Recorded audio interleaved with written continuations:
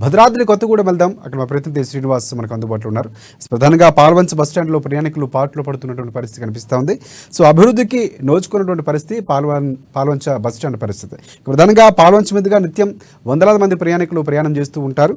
So కనీస సౌకర్యం లేక బోసిపోయినటువంటి బస్టాండ్ పరిస్థితి అక్కడ కనిపిస్తుంది. సో దుర్గంధభరితంగా బస్టాండ్ పరిసర ప్రాంతాలు ఉన్నటువంటి పరిస్థితి కనిపిస్తుంది. పూర్తి స్థాయిలో అక్కడ అధికారులు కానీ లేకపోతే పాలకులు కానీ పట్టించుకున్నటువంటి వైనం కనిపిస్తున్నటువంటి పరిస్థితి పాల్వంచ బస్టాండ్ పరిస్థితి. దీనికి సంబంధించి పూర్తి అప్డేట్స్ ఏంటి చెప్పండి శ్రీనివాస్. ప్రధానంగా ఈ బస్టాండ్లో ఏ బస్సులు ఆగుతూ ఉంటాయి, ప్రయాణికులు ఎంతమంది ఉండే అవకాశం కనిపిస్తుంది, ప్రధానమైనటువంటి సమస్యలు ఏంటి? Thank you Rajashekar. భద్రాద్రి కొత్తగూడెం జిల్లాలోని పాల్వంచ రాష్ట్రంలోనే ద్వితీయ స్థానంలో ఉన్నటువంటి పారిశ్రామిక వాడగా పేరొందినటువంటి ఈ యొక్క పాల్వంచలోని ఉన్నటువంటి ఆర్టీసీ బస్టాండ్ ఏదైతే ఉందో అత్యంత దుర్గంధ భరితంగా ఉన్నటువంటి పరిస్థితి. ఈ యొక్క బస్టాండ్ లో అపరిశుభ్రత వాతావరణం ఎక్కడ లేనటువంటి అపరిశుభ్రత వాతావరణం ఇక్కడ కనపడుతుంది. ఈ యొక్క అపరిశుభ్రతను తట్టుకోలేక ప్లాట్ఫారం లో ఉన్నటువంటి ప్రయాణికులు, ఇతర ప్రాంతాలకు వెళ్లేటువంటి ప్రయాణికులు ఎవరైతే ఉన్నారో అక్కడ ఉండలేని పరిస్థితి. ముక్కులు మూసుకుంటే అది బస్ ఎక్కే వరకు కూడా ఆగినట్లయితే కనుక ప్రాణాలు గాల్లో కలిసిపోయేటువంటి పరిస్థితి.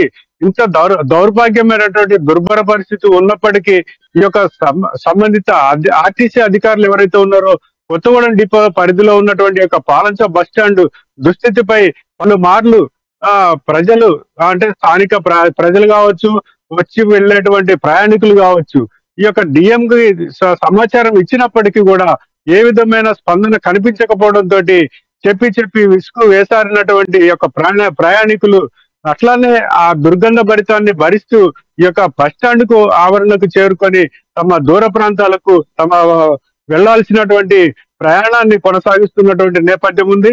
ఇక్కడ ఆ యాచకులు ఎవరైతే ఉన్నారో ఈ యొక్క చుట్టుపక్కల అడుక్కొని జీవనం గడిపేటువంటి ఈ యొక్క యాచకులు ఎవరైతే ఉన్నారో ఈ యొక్క పాల్వంచ బస్టాండ్ ఆవరణలో ఉన్నటువంటి బల్లల పైన వాళ్ళు పడుకొని నైట్ అంటే సమయం పాలన లేకుండా వాళ్ళ ఇష్టానుసారంగా ఆ యొక్క బల్లల పైన పడుకోవడం వల్ల సుదూర ప్రాంతాలకు వెళ్ళేటువంటి ప్రయాణికులు వృద్ధులు కావచ్చు, తల్లి పిల్లలు కావచ్చు, అలాగే చంటి పిల్లలతోటి వచ్చినటువంటి మహిళలు కావచ్చు, ఇలాగా ప్రయాణికులు తీవ్రమైన ఇబ్బందులు పడుతూ నిలబడి ఉండి తమ యొక్క బస్సు రాగానే వెళ్లి ప్రయాణం చేసేటువంటి దుర్భర పరిస్థితి నెలకొన్నది పాల్వంచ బస్టాండ్ లో. ఇక్కడ పారిశ్రామిక ప్రాంతంగా ఎంతో అభివృద్ధి చెందింది. సుదూర ప్రాంతాలకు ఈ యొక్క ఛత్తీస్గఢ్ కావచ్చు, మన సమీపంలో ఉన్నటువంటి రాష్ట్రాలైనటువంటి ఛత్తీస్గఢ్ కావచ్చు, అలాగే ఒరిస్సా కావచ్చు, మధ్యప్రదేశ్ కావచ్చు, ఈ యొక్క సుదూర ప్రాంతాలకు అలాగే ఏపీకి ఈ యొక్క ప్రాంతాలకు వెళ్ళేటువంటి ప్రయాణికులు తీవ్ర అవస్థలకు గురవుతున్నప్పటికీ కూడా గత తెలంగాణ ప్రభుత్వం 9.5 సంవత్సరాలు పరిపాలించినప్పటికీ ఈ యొక్క బస్టాండ్ దుస్థితిని పలుమార్లు మీడియాలో వచ్చినప్పటికీ కూడా ఇసుమంతా కూడా చలనం లేకపోవడంతో విసుగు వేసారిన ప్రజలు తమ యొక్క సమస్యలు పట్టించుకోవట్లేదని వదిలేసినటువంటి దౌర్భాగ్య పరిస్థితి కూడా నెలకొన్నదని చెప్పుకోవచ్చు. ఇవాళ బస్టాండ్ లో ఉన్నటువంటి వాతావరణం చూస్తే రేపు రాబోయే వచ్చే నెలలో మొదలయ్యేటువంటి మేడారం జాతర ఏదైతే ఉందో జాతరకు జిల్లా నుంచి దాదాపు 400 బస్సుల వరకు ఏర్పాటు చేసినట్లు కూడా సమాచారం ఉంది. ఇక్కడి నుంచి కూడా నిత్యం రద్దీగా ఉండేటువంటి బస్సులతోటి ప్రయాణికులు ఇక్కడ ప్రయాణం చేయాల్సిన పరిస్థితి వస్తుంది. ఆ నేపథ్యంలో కూడా కనీసం చలనం లేనటువంటి అధికారులు ఇకనైనా స్పందించి బస్టాండ్ లో ఉన్నటువంటి దుర్గంధ భరితాన్ని నివారించేందుకు చర్యలు తీసుకోవాలని కూడా కోరుతున్నారు. మున్సిపాలిటీ అధికారులు తమ మున్సిపాలిటీ చెత్త సేకరించాల్సినటువంటి ట్రాక్టర్ ను కూడా బస్టాండ్ లోకి 4 రోజులుగా పంపించకపోవడంతో ఎక్కడ వేసిన చెత్త అక్కడే ఉండిపోయింది. ఆ చెత్తను కూడా తొలగించలేనటువంటి మున్సిపల్ అధికారులకు పలుమార్లు తెలియజేసినప్పటికీ కూడా స్పందించినటువంటి దౌర్భాగ్య పరిస్థితి ఏర్పడింది. రాజశేఖర్.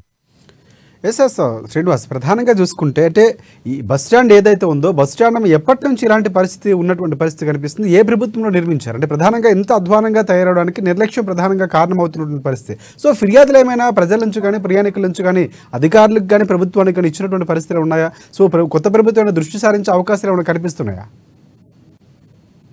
నాడు కాంగ్రెస్ ప్రభుత్వంలో ఉన్నటువంటి ముఖ్యమంత్రి మర్రి చెన్నారెడ్డి గారి సమయంలో ఆనాడు మా మరిచెన్నారెడ్డి గారు వచ్చి ఓపెన్ చేయడం జరిగింది. ఈ యొక్క బస్టాండ్ నిర్మాణం అప్పుడే జరిగింది.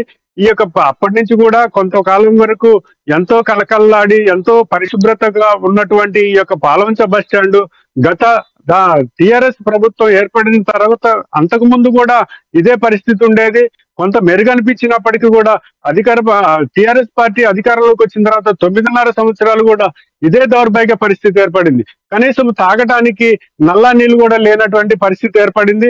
ఆ సమయంలో స్థానికంగా ఉన్నటువంటి స్వచ్ఛంద సంస్థలు ఈ యొక్క కేటీపీఎస్ థర్మల్ విద్యుత్ కేంద్రం ఏదైతే ఉందో ఆ యొక్క చీఫ్ ఇంజనీర్ తోటి మాట్లాడి ఈ యొక్క 24 గంటలు కిన్నెరసాని డబుల్ ఫిల్టర్ వాటర్ అందించే విధంగా ఆ యొక్క చర్యలు తీసుకొని ఇక్కడ బస్ స్టాండ్ లో 24 అవర్స్ వచ్చే విధంగా తాగునీటి సౌకర్యం కూడా ఏర్పాటు చేయడం జరిగింది. స్థానికంగా ఉన్నటువంటి స్వచ్ఛంద సంస్థలు కొంత అప్పుడప్పుడు వారి యొక్క సమయం కేటాయించి అపరిశుభ్ర వాతావరణాన్ని మున్సిపల్ అధికారులతో వాళ్ళతోటి చర్చించి అప్పుడప్పుడు చేస్తున్నటువంటి పరిస్థితులు ఉన్నాయి తప్ప శాశ్వతంగా ఇక్కడ శుభ్రతను పాటించే విధంగా చర్యలు తీసుకోవడంలో ఆర్టీసీ అధికారులు నిర్లక్ష్యం వహిస్తున్నారనేది ఈ యొక్క స్థానికంగా ఉన్నటువంటి ప్రజల ఆరోపణ. అలాగే స్వచ్ఛంద సంస్థలకు సంబంధించిన వాళ్ళే ఒక 4 ఫ్యాన్లు కూడా ప్రయాణికుల సౌకర్యార్థం ఏర్పాటు చేయించినటువంటి పరిస్థితి కూడా ఉంది రాజశేఖర్.